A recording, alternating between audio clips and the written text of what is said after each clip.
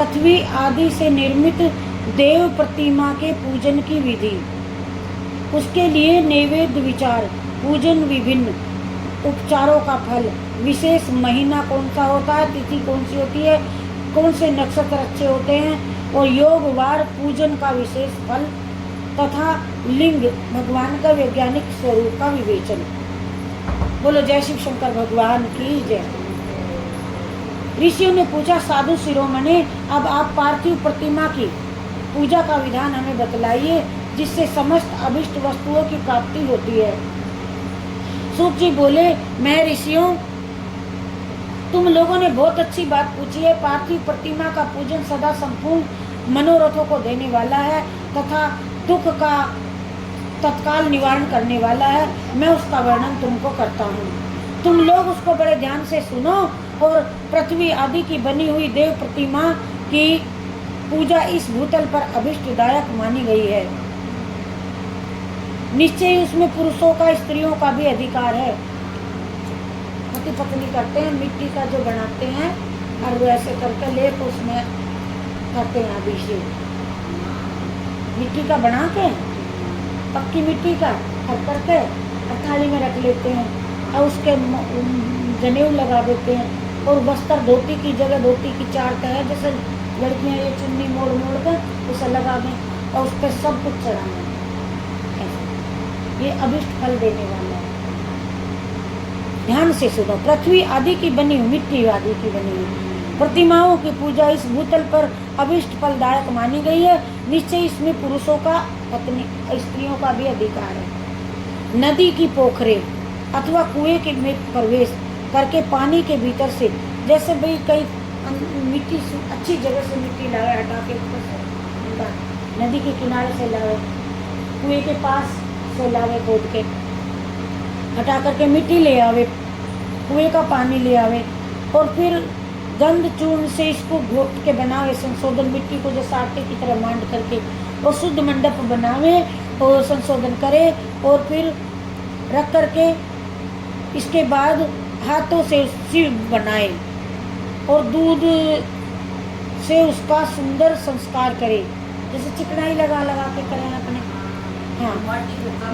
हाँ चल लेना जैसे, तो ऐसे उसकी प्रतिमा अंग बनाए और अच्छी तरह से प्रकट करके तथा वह इस प्रकार अस्त्र शस्त्रों से संपन्न बनाई गई हो और तदंतर उसे पद्मासन पर बिठावे, स्थापित करे, आदर पूर्वक उसका पूजन करे। गणेश, सूर्य, विष्णु सहस्त्र, दुर्गा, शिव जी की प्रतिमा का और शिव जी का तथा शिवलिंग का ब्राह्मणों को सदा पूजन करना चाहिए। षोडशोपचार से पूजन जनित फल की सिद्धि के लिए 16 उपचारों से पूजन करना चाहिए। पुष्पों से, प्रोक्षण मंत्र से करना चाहिए और पुष्प पाठ पूर्वक अभिषेक करे, रुद्री का पाठ करते अभिषेक करे। अगहनी चावल से नैवेद्य तैयार करे और सारा नैवेद्य एक कुंडल लगभग पाव का बनावे और घर में पार्थिव पूजन के लिए एक कुंडा रख ले और बाहर किसी मनुष्य के द्वारा स्थापित करके शिवलिंग के पूजन के लिए 1 किलो का शेर भर का नैवेद्य तैयार करके आवश्यक रख ले। ऐसा जानना चाहिए, देवताओं द्वारा स्थापित शिवलिंग के लिए 3 शेर नैवेद्य अर्पित करना चाहिए। फूल, पत्ती, दूध, लड्डू, गुड़, चीनी, जो भी कुछ हो, 3 किलो की मात्रा हो सारी। तो जब वो पाठ हो तब उसको एक एक करके चढ़ाते जाए। ये स्वयं हो जाता है, तुम्हें कहा है ना, जैसे करवा वो है। और इसी में लिंग के 5 और स्वयंभू, ऐसा करने पर पूर्ण फल की प्राप्ति समझनी चाहिए। इस प्रकार सहस्त्र बार पूजा करने से द्विज सत्य लोकों को प्राप्त कर लेता है। 1000 बार करने से 12 अंगुल चौड़ा, इससे दूना, और ऐसे उसकी आकार बताया, इतना बड़ा हो, इतना छोटा हो, इतनी चौड़ाई हो, उसकी नाप तोल हो इतनी, और लकड़ी का भी बन सकता है। कल बताया था आटे का, गोबर का, लोनी घी का भी बना है, लोनी घी का वो भी चुटिया। विद्वान शिव कहते हैं कि उसका 8वां भाग प्रशस्त कहलाता है, कुंडल के बराबर माना जाता है। और मनुष्य द्वारा स्थापित शिवलिंग के लिए ये 10 प्रस्त ऋषियों के स्थापित किए हुए उनके लिए 100 प्रस्त, स्वयंभू मनु के लिए 1 सहस्त्र प्रस्त नैवेद्य निवेदन किया जाए तो तथा जल, तेल और गंध द्रव्यों से भी यथा योग्य मात्रा रखी जावे। और यह उन शिवलिंगों की महापूजा बताई गई है। शिवलिंगों की देवताओं का अभिषेक करने से आत्म शुद्धि होती है, गंध से पुण्य की शुद्धि होती है, नैवेद्य लगाने से आयु बढ़ती है, उम्र बढ़ती है। नैवेद्य लगाने से ये तिलक लगाने से यश बढ़ता है। और मैं फिर क्या करूँ, अभिषेक करने से आत्मबुद्धि बढ़ती है। गंध से पुष्प, गंध वो दे रहे ना, वो अभूति, हाँ, और लगाने से, और नैवेद्य लगाने से, नैवेद्य इसको कहना है ये केला से फल को, और तृप्ति होती है। धूप निवेदन करने से धन बढ़ता है। और ये ज्योति दिखाने से, दीप दिखाने से ज्ञान का उदय होता है। आयु, उम्र आयु बढ़ती है। नैवेद्य फल चढ़ाने, हाँ, और ज्योत जगाने से ज्ञान का उदय होता है। और तांबूल चढ़ाने से, वो पान पत्ता फूल होता है ना, मृत्युकारी, इनके समर्पण करने से भोगों की उपलब्धि होती है। इसीलिए स्नान आदि 6 उपकारों से यत्न पूर्वक अर्पित करे। और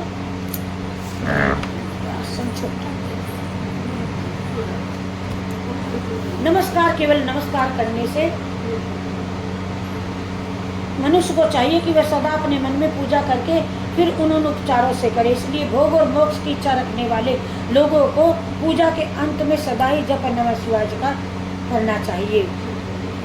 और देवताओं की पूजा से उन देवताओं के लोकों की प्राप्ति होती है तथा उनके अवान्तर लोक में भी, अभिष्ट आगे आने वाले लोकों में भी उनकी यथेष्ट भोग की वस्तुएं उपलब्ध, उसे जो चाहिए सब कुछ मिलता है आगे आने वाले लोकों में।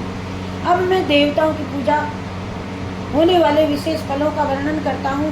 हे द्विजो ब्राह्मणों, सुनो, तुम लोग ध्यानपूर्वक सुनो। विघ्नराज गणेश जी की पूजा से भूलोक में उत्तम अभिष्ट वस्तु की प्राप्ति होती है। और शुक्रवार को श्रावण और भाद्रपद मासों में शुक्ल पक्ष की चतुर्थी को पौष मास में सतविदा नक्षत्र के आने पर विधि पूर्वक गणेश जी की जो पूजा करनी चाहिए। और आज गणेश चतुर्थी है, आज भी गणेश जी का पूजन करने से और 100 या सहस्त्र दिनों में 100 या सहस्त्र बार करनी चाहिए। देवता और अग्नि में श्रद्धा रखते हैं जो किया जाने वाला उनका नित्य पूजन मनुष्यों को पुत्र प्राप्ति अभिष्ट वस्तु प्रदान करता है और प्रदान करता है। वह समस्त पापों का समन तथा भिन्न भिन्न दुष्कर्मों का विनाश करने वाला होता है। विभिन्न वारों में, दिनों में की हुई पूजा, शिव की आदि पूजा आत्मशुद्धि प्रदान करने वाली हो समझनी चाहिए। वार या दिन या तिथि या नक्षत्र योगों का आधार है, समस्त कामनाओं को देने वाले हैं, उनमें वृद्धि का अक्षय नहीं होता, इसलिए उसे पूर्ण ब्रह्म स्वरूप मानना चाहिए। कोई भी दिन खराब नहीं है। सूर्योदय काल से लेकर के सूर्योदय काल आने तक एक वार की स्थिति मानी गई है दिन की। और जो ब्राह्मण आदि सभी वर्णों के कर्मों का आधार है, विहित तिथि के पूर्व भाग में की हुई पूजा, देव पूजा मनुष्यों को पूर्ण भोग प्रदान करने वाली होती है।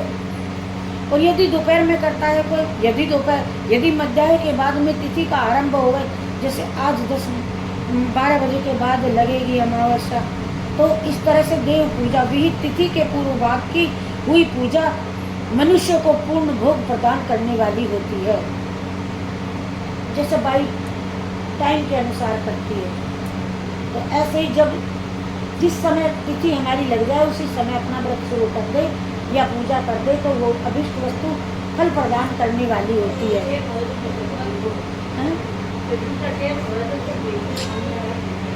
और यदि मध्याह्न में तिथि का आरंभ होता है और रात्रि युक्त तिथि का पूर्व भाग पितरों की श्रद्धादि के लिए उत्तम बताया जाता है, ऐसी तिथि का प्रभाग एक दिन से युक्त होता है, अतः वही देव कर्म के लिए प्रशस्त माना गया है।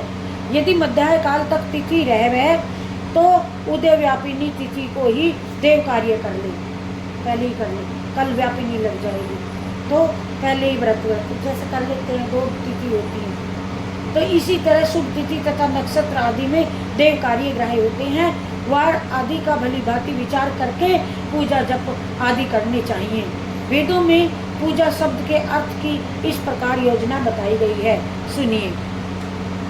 पूज्यांते अनेन इति पूजा, ये पूजा शब्द की व्युत्पत्ति है। यह पूजा शब्द की व्युत्पत्ति है। पू का अर्थ है भोग और फल का अर्थ है सिद्धि। यह वह जिस कर्म से संपन्न होती है वही फल देती है।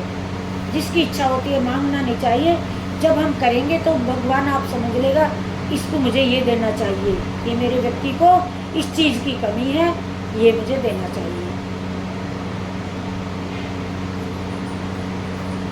और ये किताब तो कहती है कि भगवान से कुछ मत मांगो, बस भगवान को याद करो। मनोवांछित वस्तु तथा ज्ञान, ये सब अभिष्ट वस्तुएं हैं, स्वतः ही मिल जाती हैं बिना मांगे। जो तिथिवार नक्षत्र में आलस रहित होकर के प्रभु का पूजन करते हैं और कहते हैं ये अभिष्ट वस्तुएं देते हैं भगवान। सकाम भाव वाले को, जो कुछ नहीं मांगता, सकाम वैसे ही वो खुशी से कर रहा है, तो उसको अभिष्ट फल की उत्पत्ति उसकी कोई ठाय नहीं है कि भगवान क्या देते।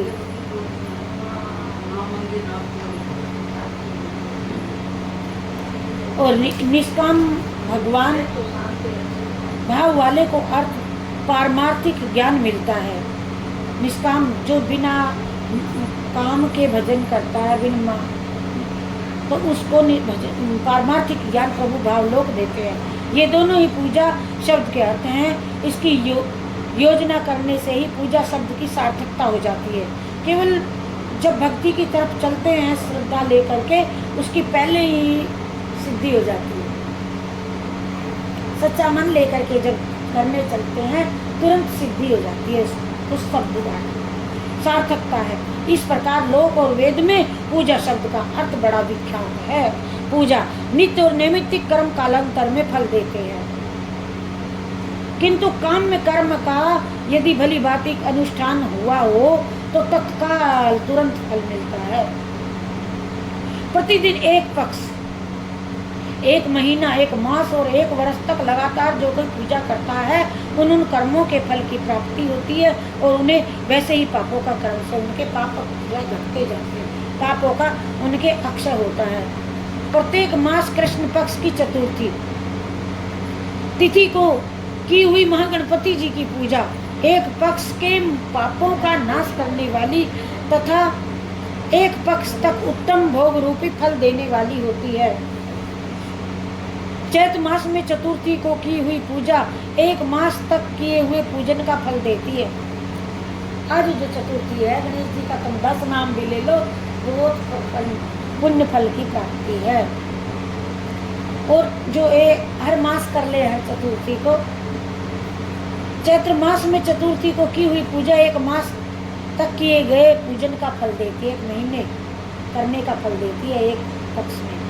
और अब सूर्य सिंह राशि पर स्थित हो तो समय भाद्रपद की चतुर्थी की हुई गणेश जी की पूजा 1 साल तक का मनोवांछित फल प्रदान करती है, ऐसा जानना चाहिए। और श्रावण के महीने में रविवार को, श्रावण मास में रविवार को हस्त नक्षत्र से युक्त सप्तमी तिथि को तथा माघ शुक्ला सप्तमी को भगवान सूर्य का पूजन करना चाहिए।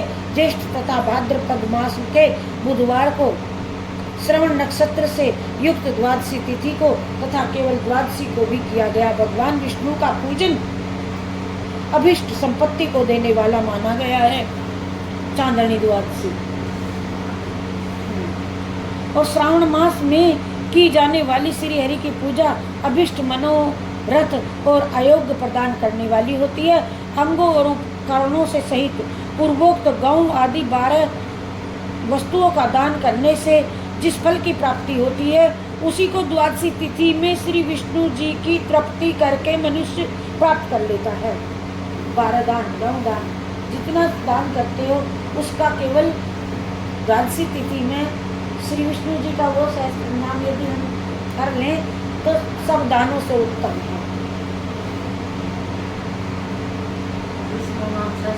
वही जो अपने करते हैं करेंगे तो और दान ये नहीं जो पड़ा है जो 20 दान करते हैं, गौ दान, पृथ्वी दान, जल दान, अन्नदान, कन्यादान, ये सब 12 दान बताए। उन 12 दानों के बराबर वह ये तुलसी विष्णु सहस्त्र नाम बताया है। देख के पढ़ूं, शब्द अर्थ है होता है। प्रतिदिन एक पक्ष एक मास है आ गया। अपने ने पकड़ ली थी, वो बात करते ही रहते हैं। जय श्री कृष्ण जय। और वर्ष भर करेंगे मिलकर, कम बनी रही उतना ही द्वादशी के दिन तुलसी चढ़ा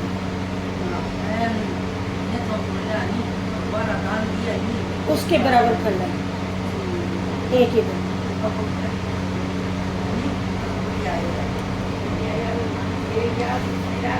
वो होगा, उसमें पहले अध्याय आया था कि गीता का पाठ और विष्णु सहस्त्रनाम करना। तो श्रावण मास में की जाने वाली हरि की अभीष्ट पूजा उपकरणों को दान देने से, उसी द्वादशी तिथि में आराधना करने से श्री विष्णु जी की तृप्ति करके मनुष्य सफल प्राप्त कर लेता है। ये चतुराई चाहिए हमें, आपको कि हमें क्या करना चाहिए। बस ये खेल है। इस खेल में जो जीत गया वो बाजी को मार दिया। ऐसे जीना है, अपना समय नष्ट नहीं करना। जो षोडशोपचार पूजन करता है वह उसकी प्रसन्नता प्राप्त कर लेता है। इसी प्रकार से देवताओं के विभिन्न 12 नाम होते हैं। 12 नामों के द्वारा किया हुआ 12 ही पंडित ले ले। पंडित भी 12 हो, पंडित भी अच्छे अच्छे हो, जैसे भाई भगवान को अच्छे लगते हो, और पूजन करके उनको मिष्ठान अन्न खिला सके। करक की संक्रांति श्रावण मास की 9वीं तिथि को मृगशिरा नक्षत्र योग में माता देवी का पूजन करें, अंबिका, और संपूर्ण मनोवांछित फल को देने वाली है ये माता, और भोगों को देने वाली है, सभी ऐश्वर्यों को प्रदान करने वाली है। ऐश्वर्य की जो कोई इच्छा चाहता हो उस पुरुष को उस दिन माता अंबिका का पूजन करना चाहिए। अश्विन मास असोज मास की शुक्ल पक्ष की 9वीं नवरात्रि की 9वीं संपूर्ण अभिष्ट फलों को देने वाली है। उसी मास के कृष्ण पक्ष की चतुर्दशी, उसी महीने की चतुर्दशी यदि रविवार हो पड़ा हो तो दिन का विशेष महत्व बढ़ जाता है। और उसके साथ ही आद्रा नक्षत्र और महाद्रा सूर्य संक्रांति युक्त आद्रा का योग हो तो उक्त अवसर की पूजा की हुई विशेष महत्व बन जाता है। माघ कृष्णा चतुर्दशी को की हुई शिव जी की पूजा संपूर्ण अभिष्ट फलों को देने वाली है। वह मनुष्यों की आयु बढ़ाती है। माह के महीने में चतुर्दशी को पूजा की हुई मनुष्यों की आयु बढ़ाती है और मृत्यु कष्ट को दूर करती है, मौत के कष्ट को दूर करती है, हटाती है और समस्त सिद्धियों की प्राप्ति कराती है। आप कूलर बंद कर लो, कूलर, और सिद्धियों की प्राप्ति कराती है। ज्येष्ठ के महीने में, ज्येष्ठ मास में चतुर्दशी को यदि महाद्रा अक्षर का योग हो अथवा मार्गशीर्ष मास में किसी भी तिथि को यदि आद्रा नक्षत्र हो तो उस अवसर पर विभिन्न वस्तुओं की बनी हुई मूर्ति रूप से शिव को 16 उपचारों से पूजा करता है। जो कोई वह पुण्यात्मा चरणों का दर्शन करता है, भगवान के चरणों का दर्शन। भगवान शिव की पूजा मनुष्य को भोग और मोक्ष देने वाली होती है, ऐसा जानना चाहिए। कार्तिक मास में प्रत्येक वार को और तिथि आदि में महादेव जी की पूजा का विशेष महत्व है। कार्तिक मास में आने पर विद्वान पुरुष दान, जप, तप, हवन, जप और नियम आदि के द्वारा समस्त देवताओं का षोडशोपचार से पूजन करें। उस पूजन में देव, प्रतिमा, ब्राह्मण मंत्रों का उपयोग आवश्यक है। ब्राह्मणों को भोजन कराने से भी वह पूजन कर्म संपन्न हो जाता है। ना कर सके तो ब्राह्मण को पूजन कराने से सब संपन्न हो जाता है। देख लो।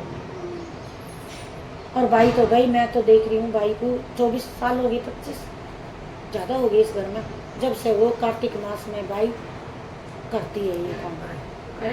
हाँ, लास्ट के पंचक लगते ही वो जो उसके मन भारा पंडित उसको पूरा परिवार का भोजन देवे, हमारी ऊपर वाली बात, और ऐसा देवे इतना घी तरह, बहुत बढ़िया। कथा सुन रखी है उसमें। और पूजन परम संपन्न, शांत और देव आराधन में तत्पर रहे, देवों की पूजा करने में उतावला तत्पर रहे। और कार्तिक मास में देवताओं का यजन पूजन समस्त भोगों को देने वाला, व्याधियों को हर लेने वाला और भूतों के ग्रह को विनाश करने वाला होता है। कार्तिक मास में रविवार को सूर्य की पूजा करने और तेल तथा सूती वस्त्र देने से सूती वस्त्र और तेल का दान, कार्तिक मास में पूजा करने से, तेल और सूती वस्त्र देने से मनुष्य के कोढ़ आदि सब रोग को नाश हो जाता है। अब बताइए, हर्रा है, हरड़ काली मिर्च, हाँ हरड़ काली मिर्च, दाल नहीं, अहड़ा, वो घिसते गए, ये दान, अहड़ा दान देना बहुत पुण्य का काम है। हरड़ काली मिर्च वस्त्र और खीरा, हरड़ खीरा आदि का दान देने से ब्राह्मणों की प्रतिष्ठा करने से अक्षय रोग का नाश होता है, अक्षय रोग का नाश होता है। कोढ़ी कहते हैं कुष्ठ रोग उसको। और दीप और सरसों, जोत बत्ती और सरसों का दान करने से मिर्गी का रोग मिट जाता है। किसी को मस्तक रोग पीड़ा हो, ये मिट जाता है। सरसों का तेल,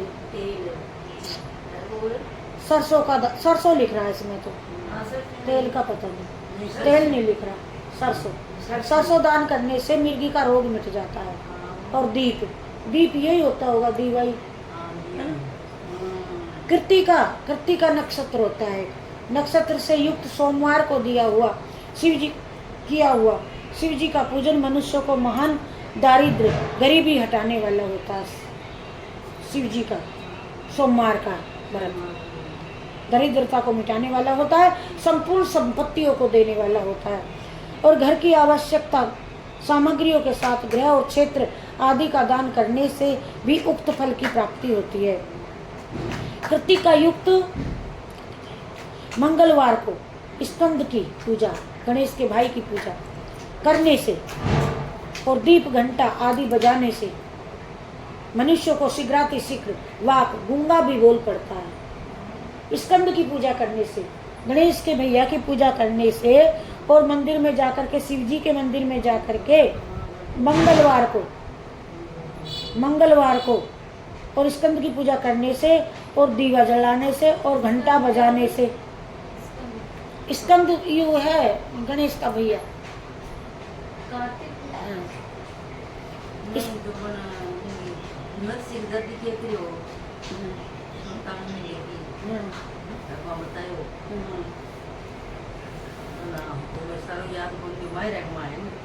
मायरे में वो बात में वो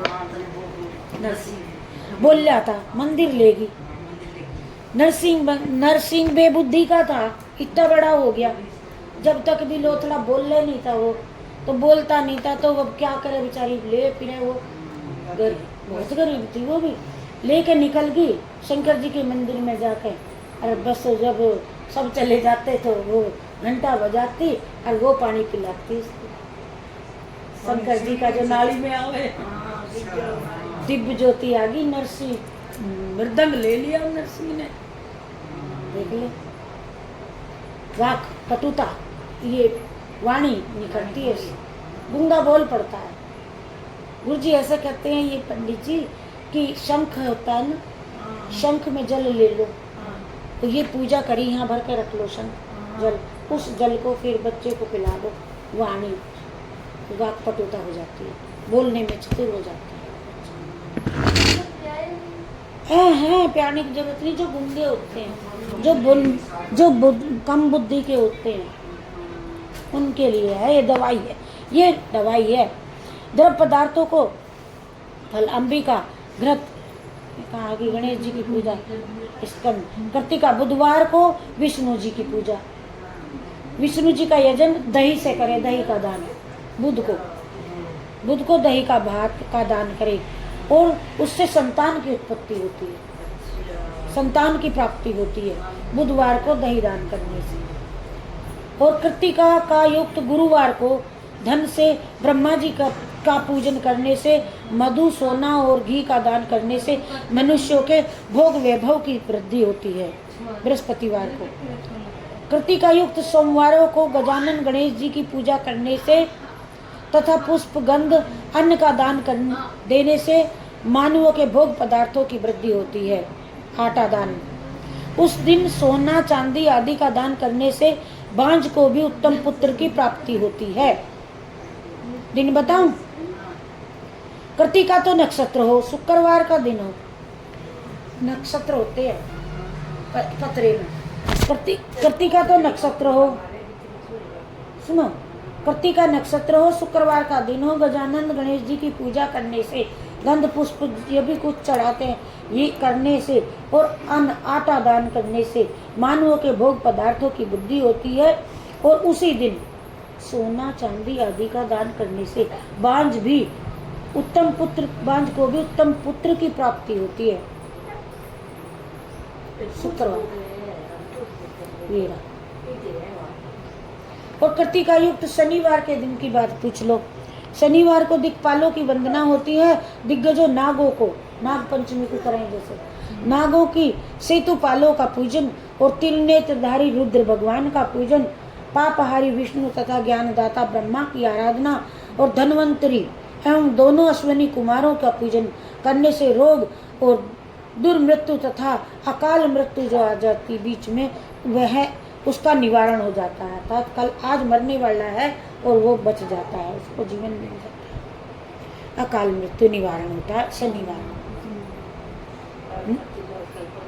नमक, लोहा, तेल, उड़द, टिकुटा, हाँ जी, और सोंठ और पीपल और गोल मिर्च, गोल मिर्च और फल, गंध आदि से पदार्थों का, कठोर वस्तुओं का, कड़ी कड़ी चीज दान करने से शनि को, और उससे नमक आदि का मान कम से कम, नमक तो थोड़ा, बाकी चीज दोगुनी, और इसलिए कम से कम एक एक फल की चीज हो, इतनी करने से संक्रांति युक्त पौष मास में शिव आदि की पूजा करने से सिद्धियों की प्राप्ति होती है। ये शनिवार का बताया था। हाँ, और इस पूजन में अगहनी चावल तैयार किया जाता है। पौष मास में नाना प्रकार के अन्न नैवेद्य विशेष महत्व रखता है। मार्गशीर्ष में केवल अन्न का दान करने से मनुष्यों को संपूर्ण अभिष्टि मिल जाती है। मार्गशीर्ष में अन्न का दान करने से मनुष्य के सारे पाप नष्ट हो जाते हैं। मंगशीर में वह अभिष्ट सिद्धि, आरोग्य, धर्म, वेद का सम्यक ज्ञान, उत्तम अनुष्ठान का फल इहलोक और परलोक में भी मिलता है। मोक्ष तथा वेदांत प्राप्त होता है। और वह मनुष्य मंगशीर मास आने पर कम से कम 3 दिन सुबह सुबह उषा काल में उठ करके पौष मास का पूजन खाली न जाने दे, समय न जाने दे, अर्थात सोता न रहे। उषा काल में सुबह संगम पर जाए पौष मास में और पूजन करे, और पूरे महीने भर जितेंद्रिय रह करके, निराहार रह करके, द्विज प्रातः काल मध्याह्न काल तक वेद माता गायत्री का जप करे ब्राह्मण। तत्पश्चात रात को सोने के समय तक पंचाक्षर मंत्रों का जप करता रहे। ऐसा करने से ब्राह्मण ज्ञान पाकर के शरीर छूटने पर मोक्ष को प्राप्त कर लेता है। और नर नारियों को त्रिकाल स्नान, पंचाक्षर मंत्र से निरंतर जप करने से विशुद्ध ज्ञान प्राप्त हो जाता है।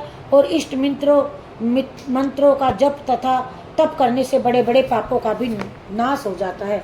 बोलो जय शिव शंकर। जय श्री कृष्णा, जय श्री कृष्णा।